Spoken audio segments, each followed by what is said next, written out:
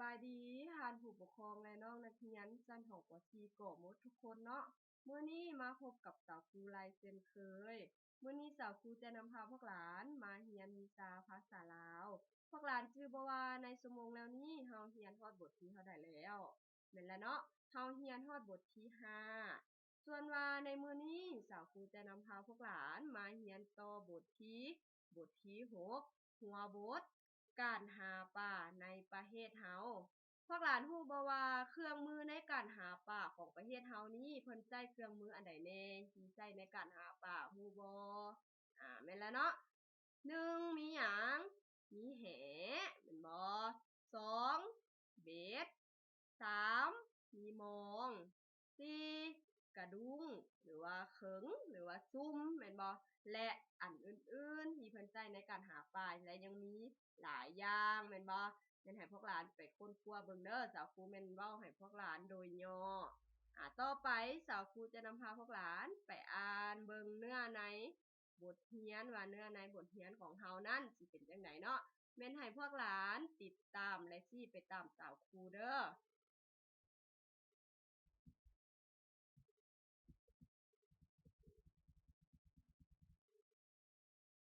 เฮามาอ่านกันเลยเนาะประเทศลาวเฮามีน้ำของไหลผ่านแต่เหนือตลอดใต้น้ำของเป็นแม่น้ำใหญ่ซึ่งมีน้ำเซและน้ำห้วยหลายสายย้ายอยู่หัวหุบภาคของประเทศเป็นสาขาไหลลงมาตกใส่แม่น้ำของแม่น้ำของและสาขาของมันเป็นบ่อนแพร่พันธุ์และบ่อนอยู่อาศัยของสัตว์น้ำหลายชนิดเช่นปูปลากุ้งหอยและอื่น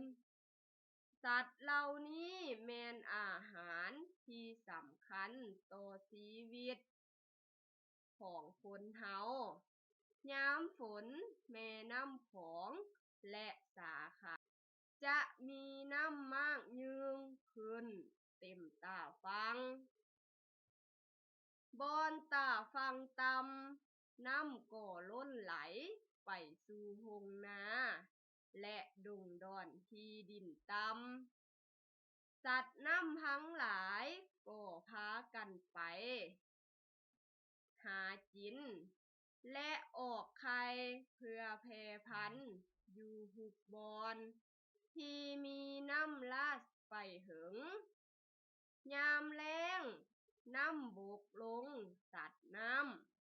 ำต่างๆก็เคลื่อนย้ายไปเต้าโฮมอยู่ห้วยหนองคลองบึงที่ยังมีน้ำอยู่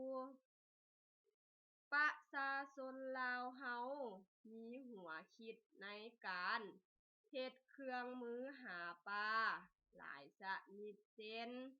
แหมองกระดุงเผือกซ้อนไสโตงรอบตุ้มขาซุมสวิงสะนางเขิงเบ็ดและอื่นๆการหาปลาเขาเจ้าจะใช้เครื่องมือที่เหมาะสมกับตนเองเช่นผู้หญิงมักใช้กระดุงสวิงสะนางและเขิงส่วนผู้ชายมักใช้แหมองเบ็ดรอบไสและซุมเป็นต้นไปหน้าต่อไปเลยเด้อ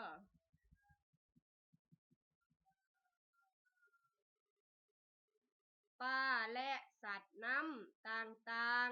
ๆแม่นอาหารที่สำคัญต่อคนเฮาการหาปลาบ่ควรเห็นแต่ได้ในปัจจุบันควรคำนึงถึงผลเสียภายหลังอีกด้วยต้องปฏิบัติ ตามระเบียบการที่กฎหมายกำหนดไว้คือห้ามใช้ระเบิดยาเบื่อและไฟฟ้าจับเอาปลาเพราะมันจะเฮ็ดให้สัตว์น้ำอื่นๆตายและสูญพันธุ์ไปหมดสำหรับเนื้อในบทเรียนสาวครูจะได้นำพาพวกหลานอ่านแล้วแม่นให้พวกหลานไปอ่านคืน2-3 ครั้งถ้าไผที่ว่ายังบ่ทันได้ให้พวกหลานเปิดคลิปสาวครูคืนเด้อวันนี้เรามาต่ออธิบายศัพท์กันเลยเนาะสาขาหมายถึงน้ำน้อยที่ไหลตกใส่แม่น้ำใหญ่หรือว่าน้ำใหญ่ส่วนย่อยที่แยกออกไปกิ่งน้ำลาดน้ำล้นน้ำเต็มสะนางหมายถึงเครื่องมือหาปลาสานด้วยไม้ไผ่ขาเครื่องมือหาปลาสานด้วยไม้ไผ่ใหญ่กว่าสะนางเพือกหมายถึงดิ้วไม้ไผ่ถักเป็นแผ่นยาวสำหรับตันเอาปลาซ้อนเครื่องมือหาปลาแนวหนึ่งรูปทรงคือไซแต่บ่มีงาตุ้มหมายถึงเครื่องมือใส่ปลารูปทรงคือคองตรงหมายถึงเครื่องมือตรงเอาปลาแนวหนึ่งรูปทรงคือแหสำหรับอธิบายศัพท์ก็เป็นเบิดเพียงเท่านี้เนาะต่อไปเรามาเบิ่งคำถามท้ายบทกันเลยเนาะคำถามท้ายบทมีอยู่5ข้อเรามาเบิ่งข้อที่1กันเลยข้อที่1แม่น้ำของไหลแต่ใสหาใสแม่นให้พวกหลานไปอ่านเบิ่งเนื้อในบทเรียนเด้อว่าแม่น้ำของเฮานั้นของประเทศลาวเฮานี่ไหลแต่ใสหาใสเนาะข้อที่2แม่น้ำของและสาขามีความสำคัญต่อสัตว์น้ำคือแนวใดข้อที่3เครื่องมือหาปลามีหยังแหน่ข้อที่4ผู้ชายมักใช้เครื่องมือแนวใดหาปลาข้อที่5เฮาควรหาปลาด้วยวิธีใดสำหรับคำถาม5ข้อนี้แม่นสาวครูมอบให้พวกหลานเป็นเวียกบ้านเด้อสำหรับคลิปนี้ก็แม่นเบิดเพียงเท่านี้สุดท้ายนี้สาวครูขอฝากให้พวกหลานจงมีสุขภาพแข็งแรงเด้อแล้วก็อย่าลืมเฮ็ดเวียกบ้านอยู่เฮือนแล้วก็อย่าลืมเฮ็ดเวียกเฮือนซอยพ่อซอยแม่เด้อขอจบขอบใจ